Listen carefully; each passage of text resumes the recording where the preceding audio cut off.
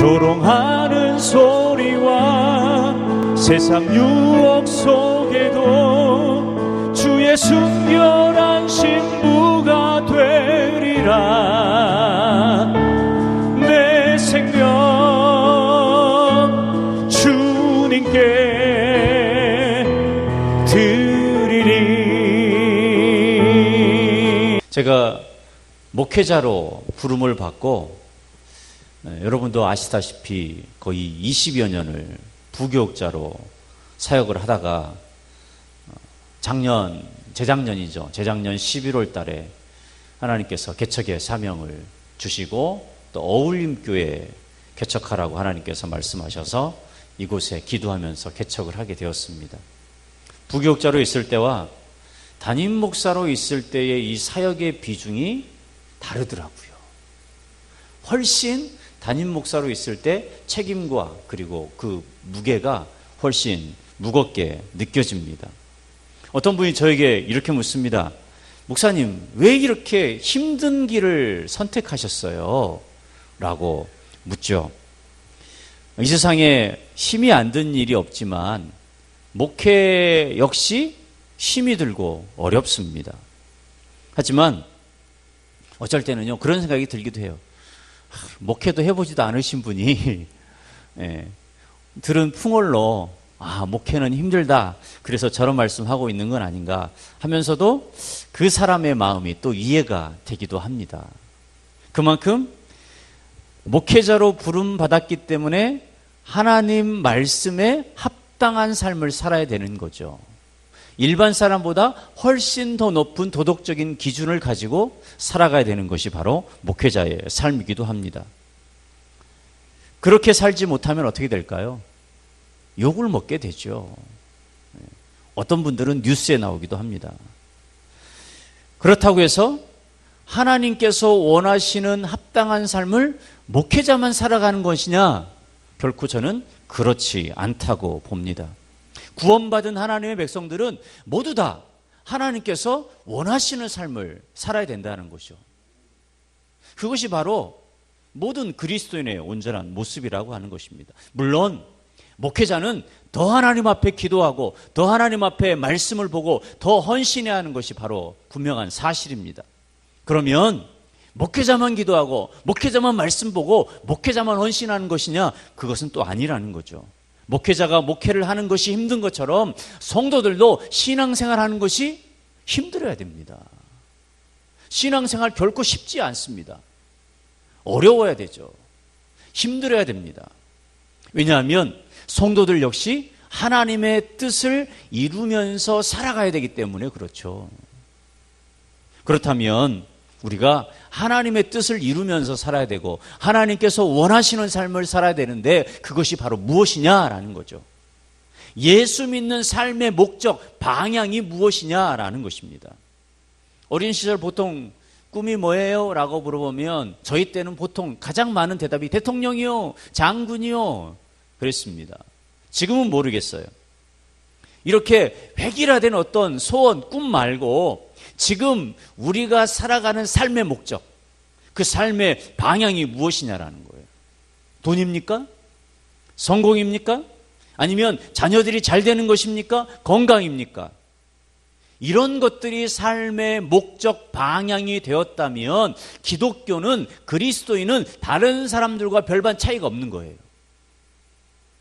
세상에 부처 대신에, 세상의 부적 대신에, 세상의 우상 숭배 대신에, 세상의 무당 대신에 예수라는 이름의 우상을 섬기고 있는 것에 불과하다라는 것입니다. 이름만 바꿔놓은 거예요. 얼마나 하나님이 슬퍼하시겠습니까? 오늘 본문은 너희는 내게 거룩한 사람이 될지니 라고 말씀하고 있습니다. 성경에 보니까 거룩이라는 단어가요 460번 정도 나와요. 참 많이 나옵니다. 거룩한 백성이 되라, 거룩하게 드리라, 거룩하게 하라, 내가 거룩하니 너희 구별하여 거룩하게 하라. 그리고 이 모든 결론이 레위기 11장 45절 말씀에 나는 너희의 하나님이 되려고 너희를 애굽 땅에서 인도하여 낸 여호와라. 내가 거룩하니 너희도 거룩할지라. 하나님께서 행복하라라고 말씀하시지 않아요. 거룩하라고 말씀하십니다. 따라서 한번 해볼까요? 인생의 목적은 행복이 아니라 거룩입니다. 믿습니까? 그동안 인생의 목적이 행복이었다면 오늘 말씀을 듣는 이 순간부터 그 행복이 아니라 거룩이라고 바꾸시기를 주의 이름으로 부탁을 드립니다. 사람들은요, 삶의 이유를 행복과 불행으로 크게 두 가지로 나눕니다. 이것이 마치 최상의 목표인 것처럼 살아가게 되죠. 이 행복을 얻기 위해서 많은 시간을 투자하고 노력을 합니다. 그리고 그 행복의 결론이 무엇이냐면 성공이죠. 성공하면 행복한 거예요. 성공하면 행복하다라는 것이 세상의 가치입니다. 우리는 이것이 진정한 행복이 아니라는 것을 너무나도 잘 알고 있습니다. 그럼에도 불구하고 이런 세상 속에서 우리가 물들여서 살아가다 보니까 인격이 중요한 것이 아니고 누구를 존경하는 것이 중요한 것이 아니고 존경받는 것이 중요한 것이 아니고 오직 무한 경쟁에서 살아남는 것, 그것이 중요한 것처럼 우리가 이길 때가 있다는 것입니다. 우리가 살아가는 삶 현장을 보면 마치 동물의 왕국을 보는 것 같아요. 다른 동물들보다 강해야 먹이를 차지할 수 있죠. 약육강식의 시대입니다.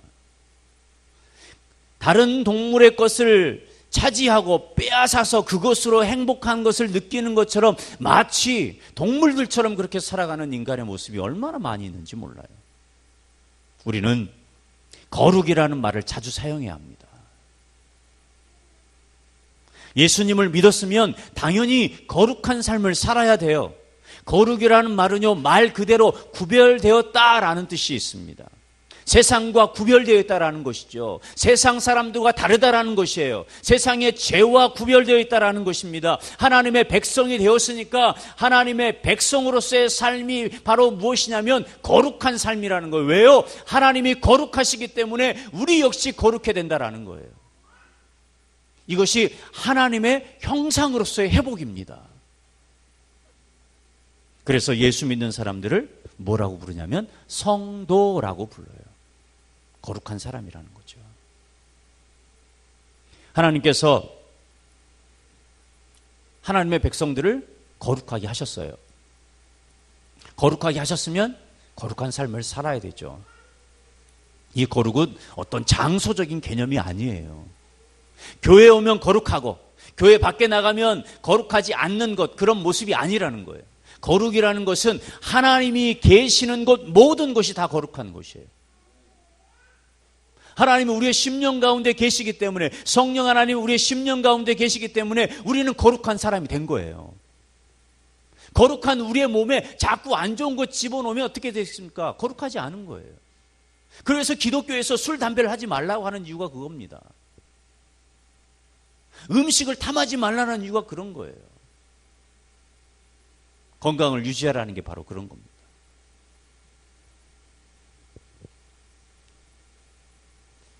모세가 시내산에서 이 꺼지지 않는 가시떨기 나무 가운데 서 있을 때 하나님께서 모세에게 말씀하시죠. 네가 선 곳은 거룩한 곳이니 네 발에 신을 벗으라.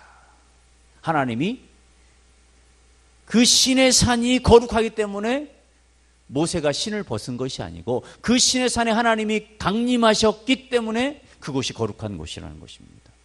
거룩은 그래서 하나님과의 관계라고 할 수 있어요. 거룩은 하나님과의 관계입니다.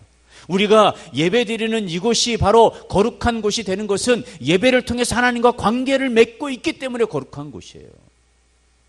우리가 말씀을 묵상할 때 그 시간이 거룩한 하나님의 말씀, 성경, 그렇기 때문에 그 시간이 거룩한 시간이 되는 거예요. 성찬, 성물, 구별되어 만들어진 거죠. 하나님께서 이스라엘 백성들을 향해서 오늘 본문에 보니까 거룩한 사람이 되라라고 말씀하고 있어요.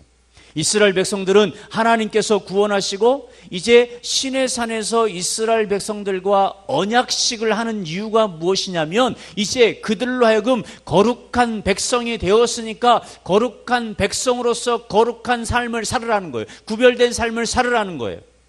거룩한 백성은 구약의 이스라엘 백성들뿐만 아니라 지금 우리 시대, 신약 시대 예수 믿는 모든 사람들에게 똑같이 적용되는 거예요.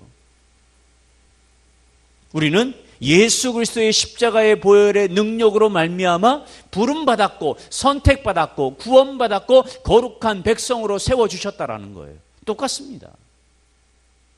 그래서 우리는 성도로서의 삶을 살아가는 거예요. 저는 성도라는 말이 참 좋아요. 성도님. 근데 교회 다니시는 분들은 뭐예요? 성도님 그러면 제일 낮은 거야. 네, 계급이 제일 낮아. 장로 정도는 돼야 힘주고 다니잖아요. 그렇지 않습니다. 장로도 성도고요. 목사도 성도예요. 거룩한 하나님의 백성이라는 거예요. 얼마나 멋있는 말입니까? 네. 교인, 교회 다니는 사람이에요. 신자, 믿는 사람이에요. 성도, 얼마나 멋있습니까? 네. 성도라고 부르시기 바랍니다. 네. 예배 끝나고 나면 정영석 성도님 그러셔요. 구별된 하나님의 백성으로 살기 원하는 우리의 마음 아니겠습니까? 이스라엘 백성들은 아직 애굽의 문화와 애굽의 종교 그리고 애굽의 가치관에 물들여져 있는 상태였습니다. 애굽의 생활 풍습과 종교적인 의식과 애굽의 향락이 몸에 배어 있는 상태였어요. 출애굽을 했지만 시내산에 와 있지만 아직 그들은 애굽의 문화와 환경과 종교에서 벗어나지 못하고 있었습니다. 이스라엘 백성들은요, 애굽에서 그런 삶을 누렸던 것이 행복이라고 생각했습니다. 그런데 모세가 나타나서 여호와의 이름을 선포하고 출애굽을 하고 그 하나님의 구원을 경험했습니다. 하나님께서 약속하신 언약의 땅인 가나안으로 가는 여정 가운데 있었어요. 하나님의 말씀은 거룩하라는 것이에요. 더 이상 애굽의 가치관을 따르지 말라라는 거예요. 애굽의 종교 생활을 따르지 말라라는 거예요. 애굽의 풍습을 따르지 말라라는 거예요. 거룩하라는 거예요. 한마디로 요약이 되는 것입니다. 우리들은 이 세상의 풍속을 따라가는 사람들이 아닙니다. 이 세상의 가치관과 우리의 가치관은 분명히 달라야 합니다. 세상의 가치관으로 세상의 유행을 따라서 살아가는 사람들이 분명한 우리의 의식 가운데 있어야 돼요. 이사를 한번 가려고 해도 손 없는 날을 택해요. 얼마나 힘든지 몰라요. 결혼식 한번 하려고 해도 궁합이니 뭐니 막 복잡합니다. 장례를 칠 때도 어떻습니까? 복잡해요. 개업을 해도요, 많고 많은 머리 중에 돼지 머리인지 모르겠어요. 돼지에다가 돼지 돈, 그래서 돈을 불러오는 그런 우상이죠. 열심히 절을 해야 됩니다. 무속신앙이 문화라는 옷을 입고 아무 꺼리낌 없이 행해지고 있어요. 심지어 어떤 그리스도인들도요, 같이 하는 것을 봤어요. 안타깝더라고요. 우리가 또 하나 하지 말아야 될 것 중에 하나가 뭐냐면, 이런 무속신앙이요, 우리의 삶의 구석구석에 있다라는 거예요. 아무 의식 없이 그걸 행해요. 문화라는 옷을 입고. 그릇에 담겨있는 내용물에 따라서요, 그 그릇의 이름이 달라집니다. 밥이 담겨 있으면 밥그릇, 국이 담겨져 있으면 국그릇, 반찬이 담겨져 있으면 반찬그릇, 물이 담겨져 있으면 컵, 쓰레기가 담겨져 있으면 쓰레기통이죠. 우리의 마음도 그 속에 무엇이 담겨져 있느냐에 따라서 그 사람의 모습이 달라집니다. 마음의 그릇에 악한 것이 담겨져 있으면 악한 사람이 되는 거예요. 음란이 담겨 있으면 음란한 사람이 되는 거예요. 욕심이 담겨져 있으면 욕심꾸러기가 되는 거예요. 비판이 담겨져 있고 시기와 질투가 담겨 있으면 질투의 사람, 비판의 사람이 될 수밖에 없습니다. 반면에 사랑이 담겨져 있으면 사랑의 사람이 되는 거예요. 믿음이 담겨져 있으면 믿음의 사람이 되는 것입니다. 성령으로 충만해지면 성령 충만한 사람이 되는 거예요. 이처럼 사람이 무엇으로 그 심령을 채우냐에 따라서 그 사람의 성품이 달라지게 되어 있습니다. 그 이유는 마음속의 생각이 삶의 모든 속에서 영향을 미치기 때문에 그래요. 우리가 예수 그리스도를 믿을 때 우리에게 그릇을 하나씩 다 주셨어요. 그릇 가지고 계시죠? 그릇 한번 꺼내 보실래요? 거룩이라는 그릇을 다 주셨어요. 거룩이라는 그릇을 주셨는데 그곳에 거룩을 담아야 돼요. 거룩한 생활을 담아야 돼요. 거룩한 삶을 담아야 돼요. 거룩을 담지 않으니까 이것이 똥그릇이 되는 거고 이것이 욕심 그릇이 되는 거예요. 거룩한 그릇을 주셨는데 왜 거룩하지 않게 그 그릇을 만들어버리고 더럽히냐고요. 우리는 거룩한 그릇을 받은 사람으로서 거룩한 그 그릇에 거룩을 채워야 되는 거예요. 성경에서 하나님께서 사용하시는 사람들의 특징이 바로 무엇이냐면 거룩한 삶을 살았다라는 겁니다. 왜요? 그들의 인생의 목적이 행복이 아니라 거룩이었기 때문에 그래요. 다니엘은 바벨론 제국이 이스라엘을 공격했을 때 포로로 붙잡혀 갔습니다. 구약 성경에 이 거룩을 향해서 몸부림쳤던 인물이 바로 다니엘이었어요. 어린 나이에 포로로 붙잡혀서 외국에 산다라는 것 자체가요 엄청난 고통이죠. 부모와도 떨어져 있습니다. 어린 나이입니다. 그럼에도 불구하고 거룩한 하나님의 백성으로서의 삶을 절대로 포기하지 않아요. 다니엘과 그의 친구들이. 다니엘 1장 8절 말씀에 이런 말씀이 있습니다. 다니엘은 뜻을 정하여 왕의 음식과 그가 마시는 포도주로 자기를 더럽히지 아니하리라 하고 자기를 더럽히지 아니하도록 환관장에게 구하니. 바벨론 풍습에는요 왕이 2, 3일에 한 번씩 잔치를 열고 그리고 우상에게 제사를 드렸습니다. 왕이 주는 진미, 포도주와 그리고 왕이 주는 음식은요 모두 제사 제물이었어요. 대부분의 고기에는요 피가 섞인 채로 다 요리가 되었어요. 모세의 율법에 의하면 부정한 음식을 금하고 있습니다. 돼지고기나 오징어 같은 종류나 피채 요리한 음식을 부정하다고 말씀하고 있는 거예요. 부정한 음식을 먹는 것은 거룩하지 않는 음식을 먹는 것이었어요. 이것은 단순히 음식의 문제가 아니라는 거예요. 하나님과의 언약을 지키느냐 그렇지 않느냐, 거룩한 백성으로 사느냐 그렇지 않느냐의 모습이라는 거예요. 우리는 지금은 음식에 대해서는 자유롭죠. 예수 그리스도의 십자가의 보혈의 능력으로 모든 것들을 다 해결하셨기 때문에. 거룩한 백성이 살기 위해서 하나님께서 일일이 율법으로 그렇게 다 정해놓으신 거예요. 그냥 거룩하게 살아 그러면 알아서 살면 얼마나 좋아요. 그렇게 못하니까 일일이 오징어 먹으면 안 돼, 돼지고기 먹으면 안 돼, 피채 먹으면 안 돼, 시체를 멀리해. 만약에 그랬을 경우에 너희가 하나님 앞에 나와서 속죄제를 드려. 끊임없이 율법으로 말씀하고 있습니다. 그래서 다니엘은요 뜻을 정합니다. 목적을 세웠다라는 거예요.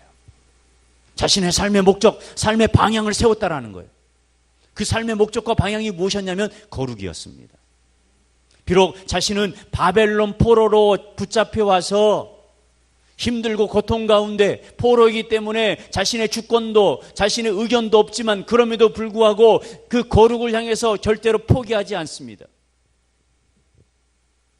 결국 다니엘은 그 바벨론 제국에서 총리까지 이르는 놀라운 하나님의 일을 감당하게 되죠. 신약에도 한 인물만 살펴보면 사도 바울 잘 아실 겁니다.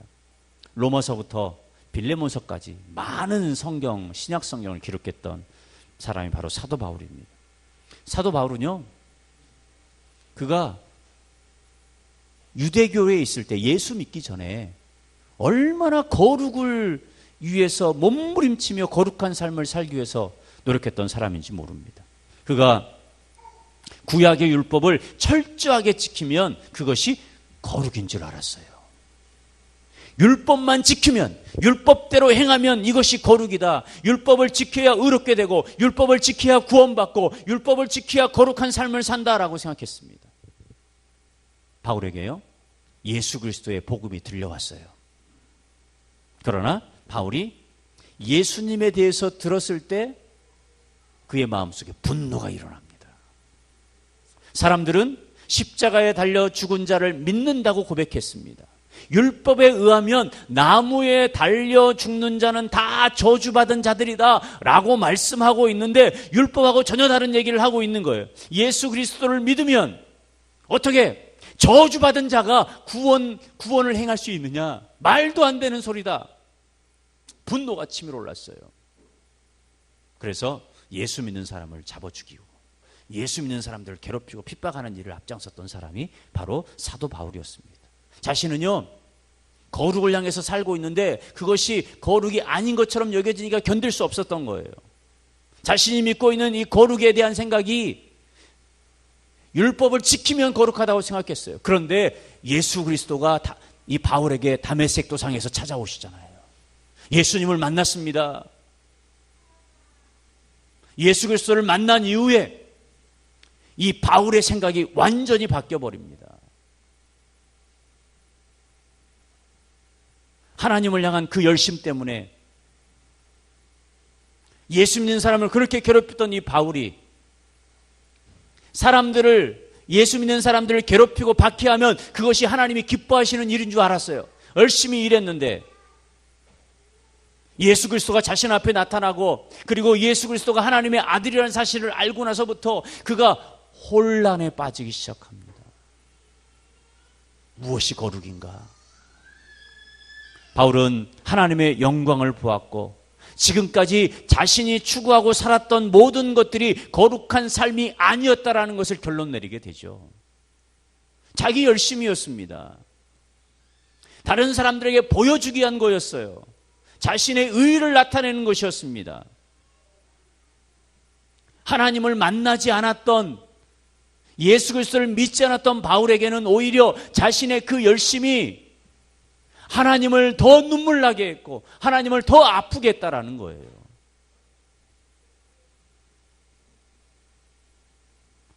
오늘 이 시대에 우리가 살아갈 때 예수 믿는 사람이, 아니 예수 믿는다고 말은 하지만 실제적으로 하나님 마음을 아프게 하는 사람이 얼마나 많이 있습니까? 그런 교회가 얼마나 많이 있습니까? 진정한 거룩은 거룩하신 하나님을 통해서 이루어진다는 걸 알게 되었어요. 성전으로 들어가신 예수님의 이야기 아실 겁니다. 예수님이 공생의 기간에 성전에 들어갔더니요, 황당한 일이 성전 안에서 벌어지고 있었어요. 정말 한심했습니다.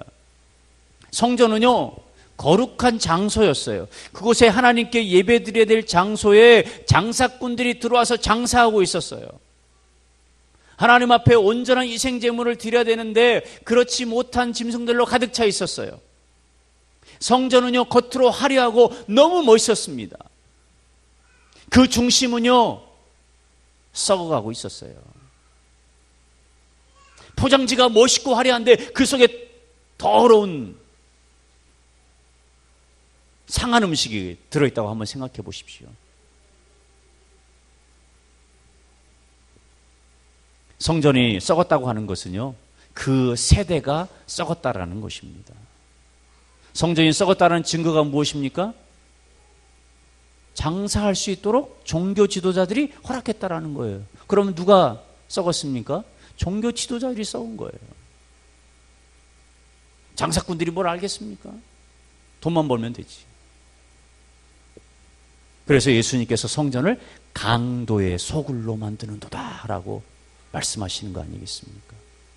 이렇게 썩어버린 성전에서 예수님이 하신 행동이 무엇입니까? 매매하고 장사꾼들의 상을 다 엎어버렸어요. 분노였습니다. 거룩한 분노였습니다. 그리고 예수님이 말씀하십니다. 내 집은 만민이 기도하는 집이라 일컬음을 받으리라 하였거늘 너희는 강도의 구렬로 만드는도다. 바로 하나님의 성전인 교회가 어떤 곳이라는 것을 분명하게 말씀하시고 있죠. 기도하는 곳에 왜 이런 일을 하느냐라는 거죠.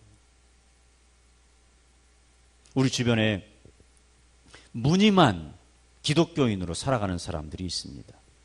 말씀과 기도는요 거의 잃어버렸어요.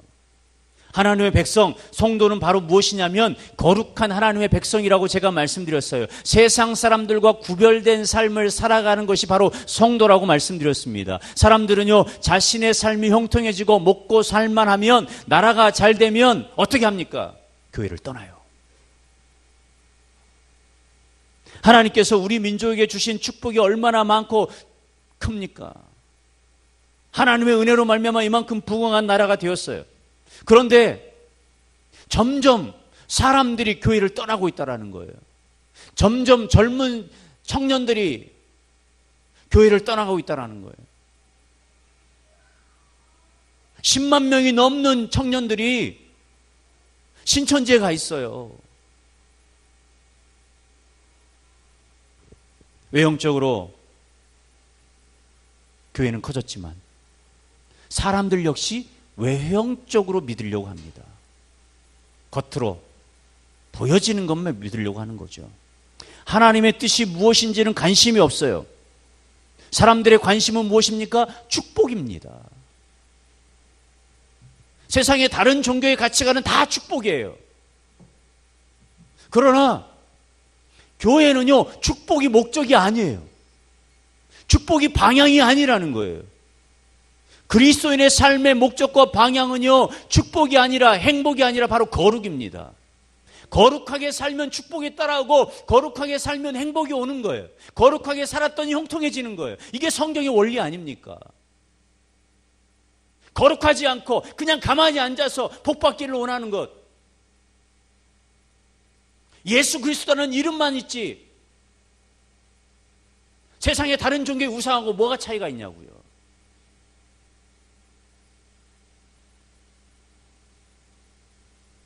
그리스도인들은 거룩한 사람들입니다.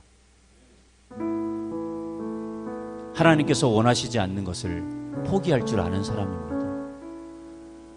하나님이 기뻐하시는 일을, 하나님이 원하시는 일을 찾아다니는 사람들이죠. 또한 영적인 능력에 사로잡혀 물질적인 것에 흥미를 잃어버린 사람이 바로 거룩한 사람들의 모습입니다. 나의 뜻을 버리는 사람들입니다. 하나님의 뜻을 찾아가는 사람들입니다. 세상과의 구별되어서 오직 하나님께만 붙들린 사람들이죠. 오늘날 거룩함이 무엇인지 모르는 기독교인들이 많이 있습니다. 세상과 구별되지 않았죠. 믿지 않는 사람과 믿는 사람의 차이가 별로 나지 않아요. 굳이 차이가 난다고 하면 무슨 차이냐면 주일날 성경책 들고 교회 가느냐 교회 안 가느냐 차이밖에 없다면 심각한 문제가 아닐 수 없습니다. 단지 주일날 그 하루만 차이가 있다고 한다면 절대로 능력이 나타나지 않아요. 이미 하나님께서 우리가 예수 그리스도를 믿을 때 우리에게 엄청난 능력을 주셨어요. 그 능력으로 말미암아 우리는 살아가요. 그 능력이 우리를 천국으로 인도하는 거예요. 능력이 있는데 능력이 나타나지 않아요. 거룩한 그릇을 주었는데 거룩함이 없어요. 왜 그렇습니까? 거룩한 삶을 살지 않기 때문에. 거룩하면 자연적으로 능력이 나타나요.